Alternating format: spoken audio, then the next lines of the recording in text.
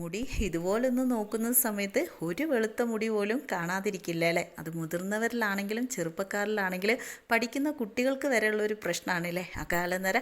എന്നാൽ അത് പൂർണ്ണമായിട്ടും കുറയാനും നിര ഒരിക്കലും വരാതിരിക്കാനും സഹായിക്കുന്നതാണ്.